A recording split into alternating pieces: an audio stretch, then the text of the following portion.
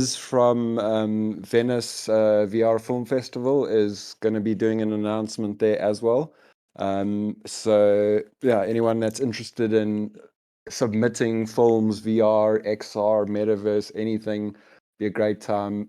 Join us there in VR chat, and then I think we're going to go check out some worlds with Jin as well. So yeah, whenever you're ready, looking forward to this one. Cool. Let me share my screen, and let me know if it's good for everybody.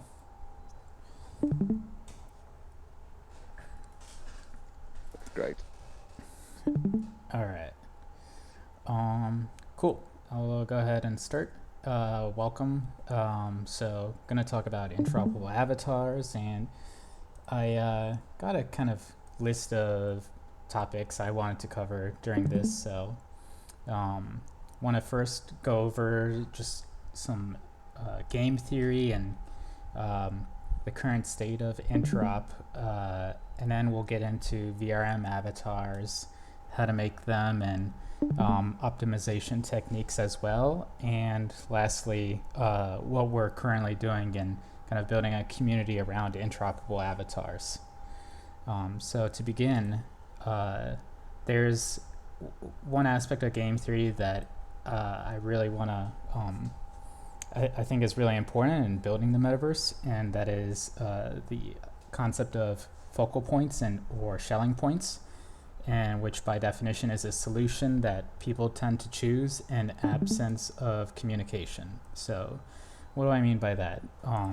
Here's a couple of examples of schelling points. So you've got like Snow Crash and Ready Player One, and so many people, refer to these works of science fiction whenever describing the metaverse, and especially in our industry, whenever people are building, this is kind of the thing that coordinates without communication. But so like I kind of threw this together because what is the kind of subtext of like the Hollywood production of, for example, Ready Player One?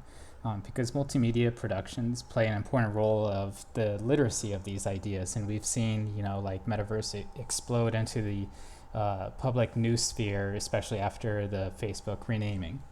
So when people kind of like see all these characters on screen, like most of the IP is owned by big studios and shareholders. And what sort of impact does that have on what the metaverse is, or should I say perceived as, and where does our attention go? And a lot of big players are now entering the scene. Disney, for example, has metaverse plans, and they've got Marvel, acquired, and it's turned into a $25 billion movie franchise business. Fortnite's another example of like kind of big metaverse in this industry. And something that you can notice is in these examples, you see a lot of crossover IP. Crossovers equals metaverse in people's minds, seeing all these characters from different universes in the same place. So I feel like interoperability and metaverse are very synonymous with each other, except like all these characters are owned by studios. There's no way we will have rights to any of these. They're too valuable to them. And then most recently there is also Yuga Labs, which is now valued at $5 billion, which is crazy because it's the labs is studio that's behind the Bored Ape Yacht Club, and now they've been kind of teasing this metaverse concept called Other Side. And the frame that I noticed a lot of people paused and shared was this one, in which was like, oh, check it out, there's my like NFT avatar, or like from the collection, not their exact one, but it's that bridge to a community in which the characters on the screen is something that they have a genuine connection to, which is interesting because it's like people who own these, they kind of have kind of like shared collective ownership of them, and that hits different than like seeing a cape hero, which you idolize, but it's just kind of like a creator fan relationship, not a co-creator sort of relationship. And yeah, I think avatars are going to be a real important shelling point for what the metaverse is. And when it comes to interoperability, Zuck, the current state of things, they've got their own kind of plans, and it's pretty bland. And when you look at the Oculus SDK, it comes with uh, terms and licenses, and do you really own your digital identity when you have to sign this kind of license and all this? What do we really own? Another popular example in terms of the state of interoperable avatars is Ready Player Me. And you look at Ready Player Me, it's really easy to create your own avatar, right? You've got a web interface in which you can select basically create your own character. It's actually a 3JS front end, and they're using Blender on the back end to generate everything. And it's used by over 1,700 developers. So it's got quite a lot of reach, but there's some setbacks if you kind of dig into it. For example, the licensing on it is non-commercial share alike. So if you're trying to use one of these for streaming on Twitch and whatever, you can't really do that, earn from it. And so I feel these are serious trade-offs when it comes to our digital identity. Also, when you unpack it, I was just kind of seeing what's in these files, and it's quite a lot of materials and textures and whatnot. We can get into that later when we talk about optimization, but yeah, just something to think about. What do you really own when you create an avatar through these kind of mainstream paths, Meta or any kind of platform in which it comes with these it just feels kind of like being cattle branded in a way. And another example is the sandbox, which they kind of talk about interoperability, but it only goes one way. And so in this one way street, you make your avatar interoperable with sandbox, but then it's a dead end. You can't really bring it out of there. So it's kind of I think someone once mentioned Hotel California, where you can check in, but you can never leave. And I feel that's also just a bad precedent / path when it comes to creating new shelling points and, trying to really, create a vision for what the open metaverse looks like. Because, past few months, a lot of people AAA game devs have come out of the woodworks to really shoot down these ideas of interop, saying yeah, this doesn't work, you can't do that, and it's all a pipe fantasy dream, and just a lot of FUD. And it's because of these kind of I feel people are not really kind of seeing the high level design decisions being made, or just really kind of looking at what's already out there. Yeah, so here's a couple other game devs. Just kind of, there's this whole moment on Twitter where I think the lead singer of Linkin Park was well, what about bringing your identity across different platforms? NFTs can enable that, and people are no, you can't do that because X, Y, and Z. And also interoperability is so important of a topic, because whenever creating projects from Second Life or this racing game, for example, that was in the news just yesterday, if anything happens to their servers or the project goes down, you're left with worthless tokens. So interoperability, I feel also relates to our rights in terms of the right to exit. If you're unhappy with the service, you should be able to bring your stuff across with you to another universe. And right now it feels we're still in the AOL era, where there's a lot of sunk time and cost put into these platforms, and there's zero thought to exit strategy, being able to decentralize the user interface. So my approach is creating content and documentation by making proof of concept demos using assets that are familiar to people, really kind of showing that it's possible here and now, and kind of creating a source of truth and VRM is something that I have been promoting for a couple years now. I believe like anytime that you search avatar interoperability on Google, you'll come across a lot of my content. Hackaday is just really good at SEO apparently. But yeah, like I create content like with characters, especially NFT characters, because they have that kind of connection to all these communities. Traveling across all these different platforms, worlds, programs, it's compatible with hundreds of different apps at the moment. But I want to really show that, prove that it's possible, and instead of like seeing people like theory craft and, like we have the capabilities, we have the tech now. So, by evangelizing this, what I do is, I kind of custom tailor the content to the communities that I'm like evangelizing, kind of like a missionary per se, in which using the assets that really connect to that community, and it works. Like I've actually gotten an adoption of VRM to probably a dozen projects or so by now, just single-handedly with content and documentation. Now, you can use it like with all these different use cases, and this is why it's so great. Like you can use it for VTubing, which is what virtual cast is, and live streaming. You can use it in virtual world platforms and games. And I originally discovered it while I was looking into VTubing, but I was just amazed that I could do so much more. And it's all built on like GLTF, which is a royalty-free file format. They call it like the JPEG of 3D, and it's actually on its way to becoming a ISO standard soon. Kronos Group does a lot of open standards work, and it's already widely adopted on the web. But if you also track Unity's GLTF Fast repo, you'll also see that Unity is currently preparing for official support as well.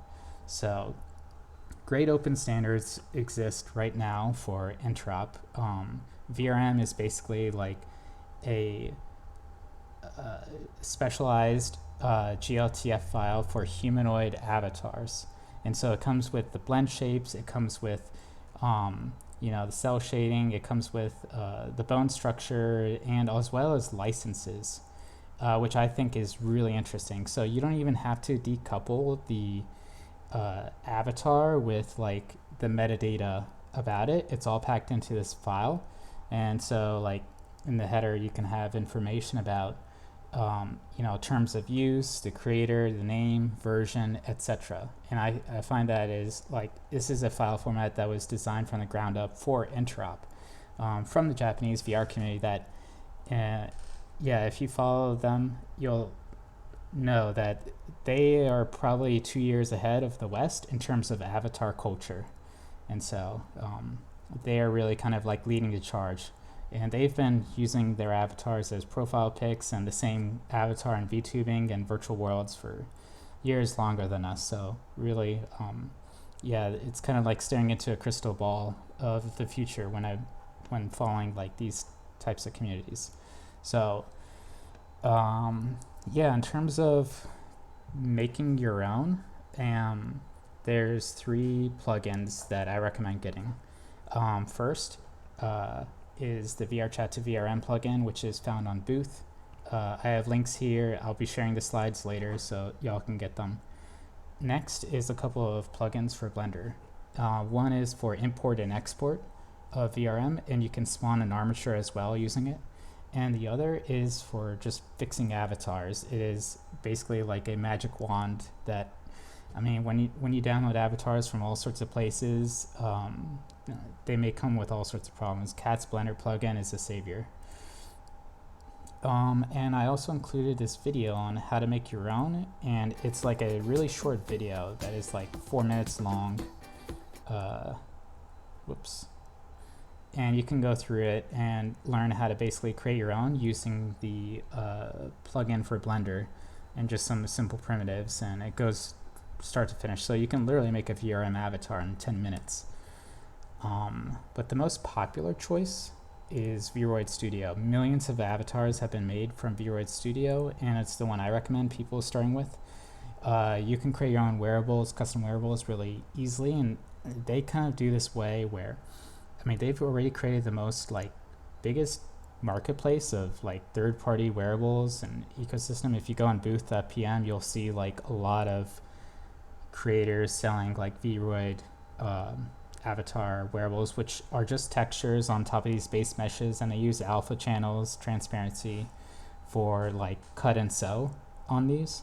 Really creative use, and it all fits their base meshes nicely. So if you want to kind of create your own, like all you need to do is like go into the texture editor when you go to the clothing tab or outfit tab, custom, edit texture, and you can import and export. And I also have a repo up on GitHub that has all of the sample files. So you could, basically just edit in Photoshop, GIMP, whatever, your design, and then re-import it into here and customize your avatar really quickly without having to touch like Unity, Blender, basically learning to be your own tailor.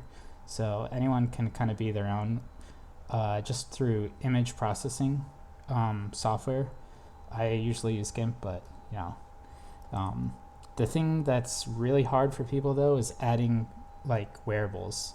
I mean, you could follow a tutorial and whatnot, but just think about like how something so simple can be so like involved. Like if you wanted to just add a hat to your avatar, you basically have to like download Unity, install the stuff, and like import it. Learn about bones and parenting, and like adding it to that and adjusting it, etc. It's like 50 steps, and so this is an area I think that could really benefit from just like open standards, and we're working on some wearable Interop ideas at M3. Can get into that later, but this is like an area of avatar Interop that I think is real interesting, and there's a lot of wrinkles that can be smoothed as well. Now, performance is a big topic because all these different virtual world platforms have different compatibility guidelines. You can't bring like a super heavy avatar into like a web client platform usually if it's over the limit, and also makes the experience worse for everybody else if it is of poor quality. I pulled this data from VRChat's guidelines, which I think are really good. Especially the web and mobile avatars guidelines over here. And so ideally you want to shoot for under 10K triangles, and you also want to make it like maybe 1 or 2 material slots. I think PBR materials are just fine. They can render just fine in many web platforms like Metaverse, etc. But it's really hard to get like to this level of quality. For example, when you export just a Vroid by default is 30,000 polygons. And so if you look back over here, I mean, excellent for PC, but like when it comes to web mobile, which is like majority of where all the users are, it's extremely poor performance. So they give you sliders in order to optimize it. So you can basically adjust these sliders, and they even have like an option to atlas your texture, so you can export as like just 2 texture materials, because right now 14, that is way too many. Getting close to medium quality over there. And just by kind of like tweaking it really far, you can see I've got it down to 14,000 triangles. It's still a lot of materials. I can bring it down to 2, but still, like just using these kind of easy mode controls, it is not very good. Another one is so Ready Player Me, for example. You've got just something I downloaded from the site. It is 9 draw calls, 8 materials, 12,000 something triangles.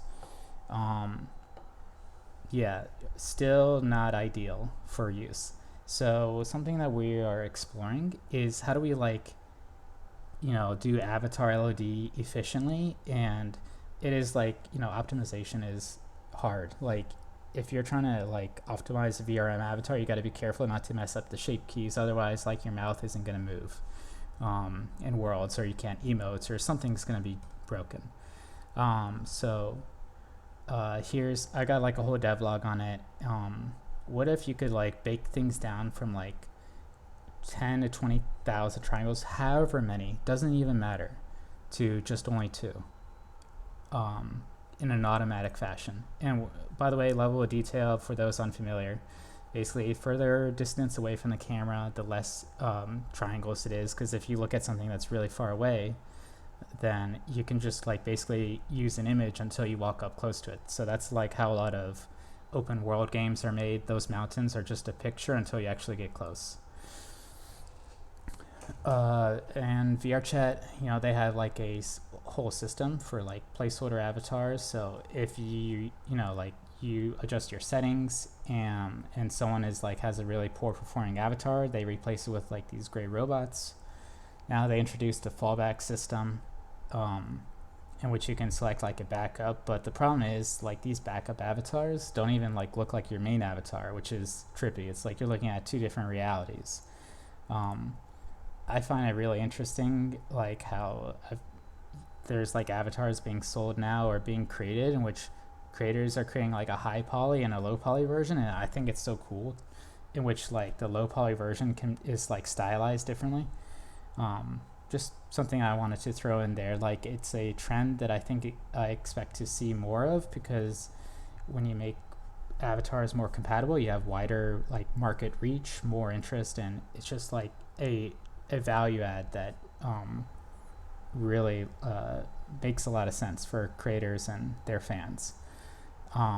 Another form of LED is imposters, which is live in like CryptoVoxels and Decentraland and AltSpace, like where you just replace it with a standard placeholder asset, like some kind of ghost or some kind of spray. It looks the same for everybody, same as like those gray robots. But what if you could just basically take any VRM avatar and then turn it into a custom sprite sheet that is actually looks like your avatar, and so basically automatically generating a Doom sprite version of it. That is something that Webverse has developed that is open source. You can try it now. You can go to the website, try out the app, drag and drop a VRM avatar, and automatically like downscale it to a Doom sprite. And this works with any VRM avatar. In fact, I could do a live demo, but I think I'm going to save it to the end. But yeah, look at that. You got like the walk animations and everything. It actually looks pretty good from like 10 feet away. You can't even tell like maybe like it's only two triangles and one draw call. But this tech is going to also enable us to scale the number of concurrent users per virtual world to way beyond what we have currently, and look really cool. So like maybe hundreds of avatars per virtual world, in the same instance, thousands maybe.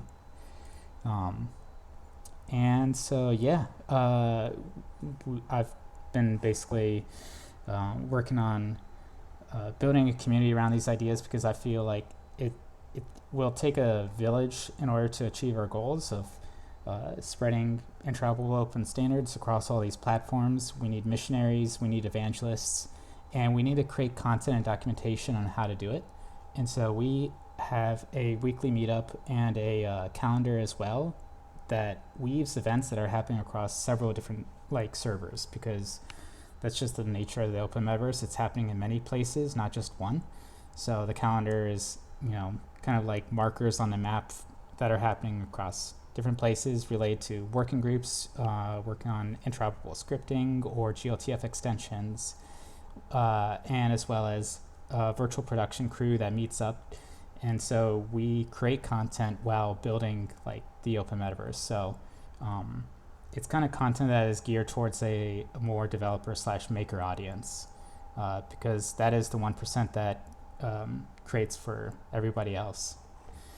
And lately we've been getting into this concept, our first kind of like big collab, which is MetaLoot. So we're bringing together a few awesome teams. One which is like you've got open source game devs, and then on-chain 3D artists and programmers, and a virtual production crew. And Metaloot, I've got a thread on here if you want to check it later. Let me just kind of go through quickly who these Iron Chefs are. Metafactory, we do digi-physical merch, but that is kind of like a disguise for what we really do, which is a DAO research collective, a DAO coordination research collective. And so we do like digi-physical crypto fashion, but we're also like studying like the future of work and how to optimize it, and kind of like building out tools for coordination, which I think is a huge part of like building the open metaverse. It's kind of like a coordination challenge, not just a technological one. Webverse, I sort of see it like open source Disney 3.0. It's an open source engine built on the principles of like open standards like VRM, Avatar, GLTF worlds. It's like the closest thing to open source VR chat. And they're building in a lot of like tooling where creators already are. So like exporting from Blender, exporting from Unity, drag and drop right into the browser window to create worlds, or like to test out your avatar. It's my number one place for testing avatars. Like once you export a VRM, you just drag and drop it in there, and they have like the best avatar system on the web. It's been in development for years. WebXR mode with full IK worked. It's currently not working at the moment, but it will be back. But yeah, they've basically done so much heavy lifting on solving really hard problems. And we are all like basically exploring this concept of loot, which it's like on-chain, white text on black background. I kind of alluded to it, called it like the LSD of NFTs, because it just kind of really inverted everything. It started as a free mint, and right after it minted, people start to draw like what their bags were, and we basically have a full 3D model collection of it, and it's all voxelized as well. So we're exploring Avatar Interop in terms of like a wearables collection that can string together all of our characters, custom avatars and whatnot, and explore progressive enhancement and graceful degradation, to and fro from text to these different canonical representations of it, which is all like community driven, decentralized. There's no official team. It's a really interesting gravity well for thinkers and builders in this space, really thinking about like on-chain and composability. And also like, I want to create a community of metaverse makers. So the way that you do that is by creating things to make things with, because that's what makers want. So like, think of it as like a building block or Lego, and a typical NFT approach, you've got creators that are kind of creating value from the top down, dropping it on the community. Whereas loot, like the only way to create value is from the bottom up. You're given this text and you have to build like what we're building now is like more Lego pieces. It's already taught me a lot. It's only been 7 months since it dropped, and it feels like you're on this college campus with a lot of like really interesting builders in this space. And like one thing I've learned is like, maybe it's not like trying to bring the exact representation of yourself across these worlds. Maybe a platform enforces a certain style, whatnot. Like as long as you can kind of carry over the traits and create like maybe a representation of yourself in there, that counts as interoperability. So I kind of started out with a 3D avatar, and now I'm exploring like all these different representations of it, kind of boiling it down to the metadata, the real interesting bits. And so we've got like currently where the group is at is we have all these assets, getting people to create their custom avatars and then get dripped out in Metaloot, and then we're going to go on an adventure, documenting that adventure across all these different virtual worlds and Discord servers, spending quality time with the locals, creating an outpost in each one, content, storytelling, gift exchanging, bridge building. And I kind of here like have this visual. I'm very inspired by the ancient Silk Road and how it connected the ancient world. It's also really interesting, like, what is the utility of silk? Like, I feel like fashion and ancient Chinese silk, like crypto art, it all kind of is closely related. So lessons from the past, kind of inspiring, the future metaverse. And yeah, so if you want to, partake, I wrote a guide called Get Good, and you just have to kind of like uh, learn how to make like your own custom VRM avatar, and as well as workflows that I really want to, you know, practice together, which is documentation into your workflows. Because so much of this is a scale, like coordination, like how do we scale and coordinate across all these different communities? Like you gotta incorporate some kind of documentation into your workflow.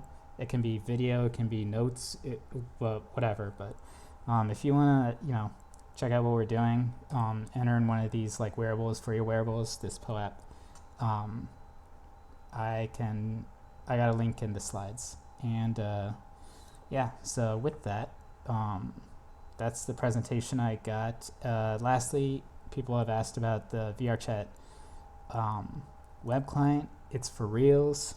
It's basically a way for like to visualize these Unity asset bundles on the web, and pretty sure avatars will work in there as well.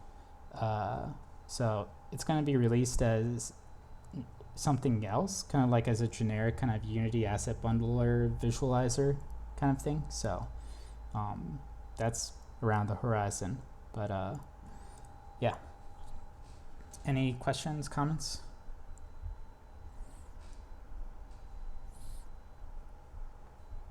That was amazing, dude. Jeez. Very cool. Super informative. Thank you so much. So many things I hadn't thought of or considered. Yeah, awesome work, Jan. I really loved it, man. Nice work.